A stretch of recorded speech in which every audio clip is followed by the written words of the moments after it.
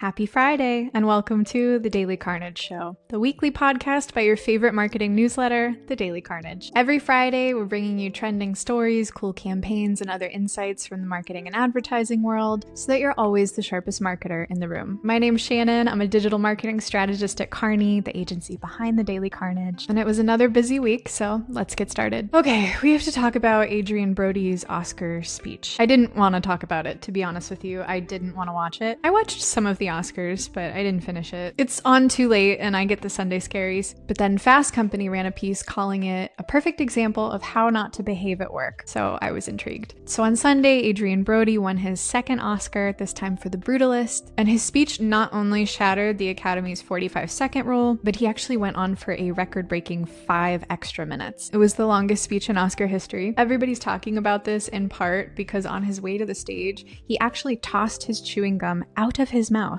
to his partner, Georgina Chapman. And he proceeds to begin what looks like it's going to be a pretty standard speech. I feel so fortunate.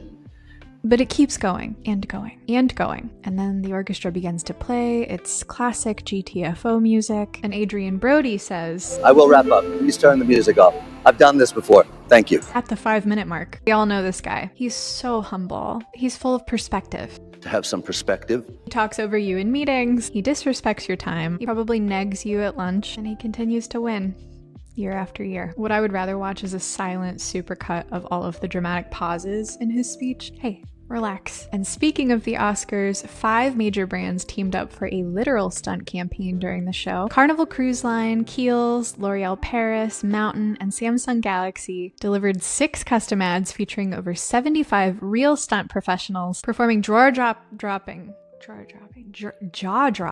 Nobody was dropping their drawers. Crazy live feats during the show. They were skydiving, free falling, crashing through windows, fight scenes, everything. And this marks kind of a shift in how brands are approaching these cultural moments. Instead of just inserting really polished 30-second ads between parts of the show, we're thinking more about how to create must-watch moments that feel like they're part of the event, part of the conversation, which I think is a lot more exciting for the creatives behind the scenes. But we'll see if it's finally enough to get stunt performers their own category in the Oscars. They've been lobbying for that for a while. It would sure be well deserved. Are you guys familiar with the girls with the passion for fashion? Bratz dolls aren't just nostalgic anymore, they're cultural commentators. Marketing Brew recently shared how the 25-year-old brand is finding a way to stay viral by recreating pop culture moments. Basically, they're Bratzifying Beyonce and Euphoria and even Nosferatu and Carmela Soprano. Bratz's CMO, Josh Hackbarth, has said the brand has shifted focus from kids to Gen Z and millennials, and they're doing a really good job of tapping into social trends in real time. Real time as in their social team is turning concepts around in 18 hours without AI. Their short form series, Always Bratz, is racking up to 50 million views, and as their social following grows, demand for celebrity dolls increases. Kylie Jenner, Mean Girls, Karol G, they all have their own dolls, so we'll just have to see who's next. Okay, picture this. You're shopping online, but you're not the one doing the searching. Your AI assistant is doing it for you, comparing prices, reading reviews, making purchases on your behalf. It's real, and it's here. And advertisers are starting to realize that we're going to need to market to these AI agents, not just the consumer. So what does that mean for the future of digital advertising? Well, thanks so much for asking. We love that question. Apple, Amazon, Google, Meta, Microsoft, the big players are all racing to release AI agents, algorithms that act on behalf of consumers, discovering, searching, buying products, which means that brands are going to need to optimize their content to cater to AI decision making. So instead of flashy banner ads, think more like structured data and direct integrations. These AI agents might actually bypass websites altogether. They may just be bargaining and comparing deals directly. So how are we going to measure anything in this new landscape?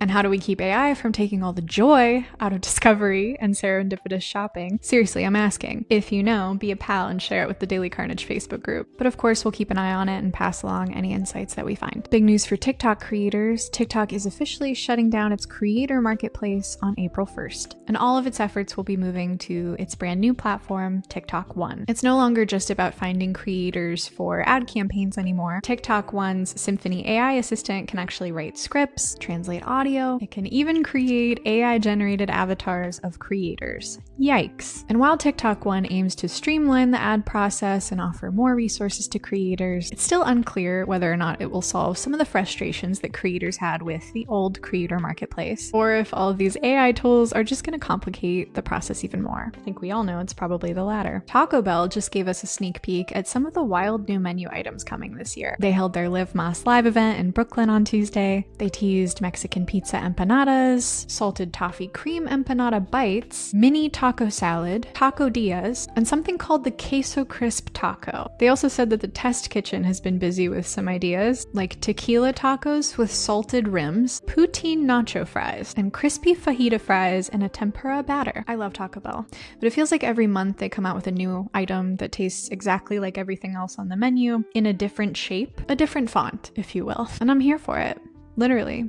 I'm in the drive-thru line, waiting. There's also a new feature on the way called Fan Style. Loyalty members are going to be able to make their own menu hacks, name them in the app, and then get rewards anytime someone else orders their menu hack. The mukbang community is about to get weird. They're already weird, but okay, here's one for all you freaks in the sheets. Gemini can now help you identify patterns, trends, and correlations in your data when you simply ask it questions in the Google Sheets app. Just click the little spark button in Sheets, and then you can ask it questions like, what are my top 3 performing channels by conversion rate? Or how do my email open rates compare to last quarter? You can even ask it to predict your ad spend ROI for the next month. Stuff like that. Gemini can also give you static charts and visualizations of your data, so they won't auto-update, but they are really cool and easy to insert and share. And speaking of tools, you may have missed that Microsoft has announced the end of Skype. The once go-to service for global video calls and voice chats will officially shut down this May. I think we all know the story. Skype lost to WhatsApp and Zoom, but let's take a little trip down memory lane just for fun. So Skype launches in 2003, and it's one of the most popular websites in the world. And then by 2011, Microsoft acquires it in its biggest acquisition to date, which was $8.5 billion. Skype was the first brand to make global communications truly accessible, and then some other competitors entered the field. Skype responded in 2017 with a redesign, trying to add features like Snapchat into the service, which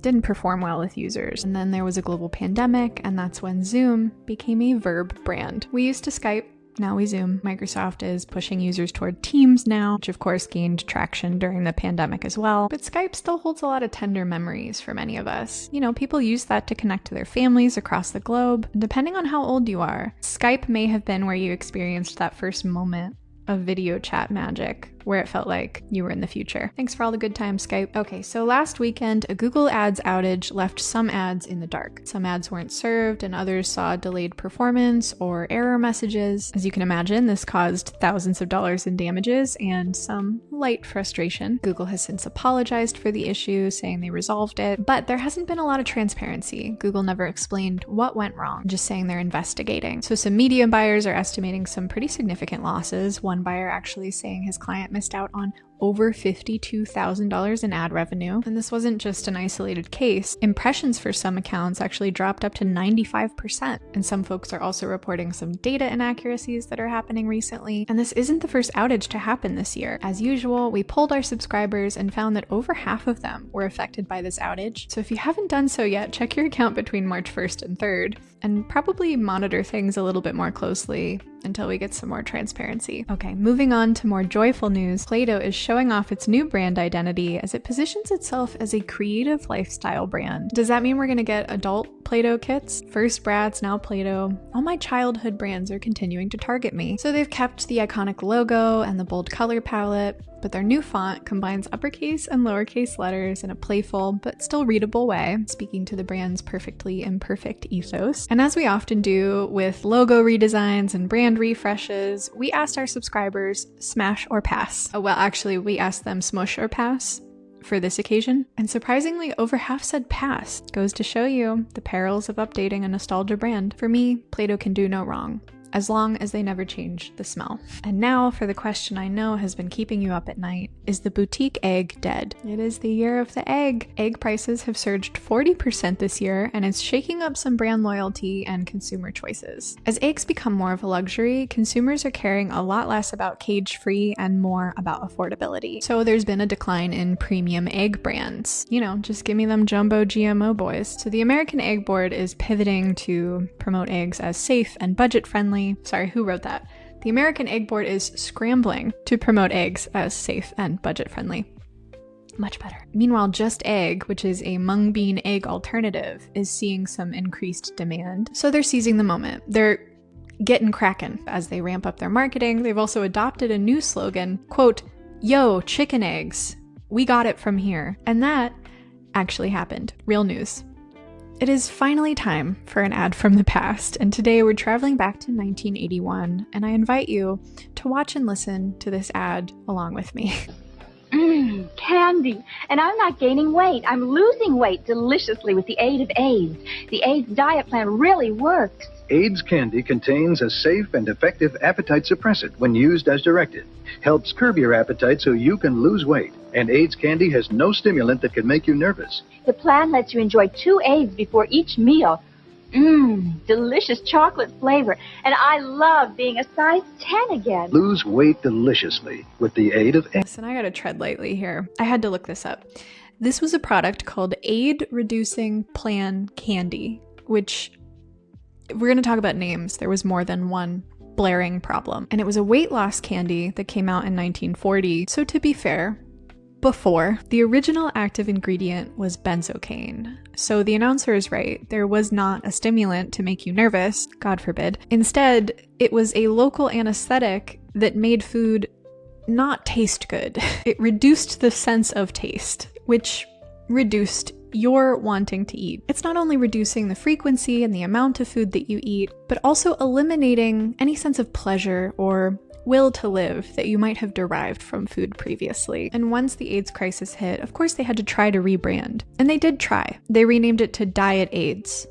And weirdly enough, that didn't work. Sales tanked and they wasted thousands and thousands of dollars on rebranding, and they were ultimately discontinued. Which reminds me of a little known story about COVID pops. Just kidding, it's too soon. Well, that wraps it up for the Daily Carnage Show this week. Thanks so much for joining me. As always, make sure to like, subscribe, rate our show, and of course subscribe to the Daily Carnage marketing newsletter, where we're sharing insights, tactics, tools, news, cool campaigns, and vintage ads every day of the work week. And I'll see you next time. Have a good weekend, Carnies.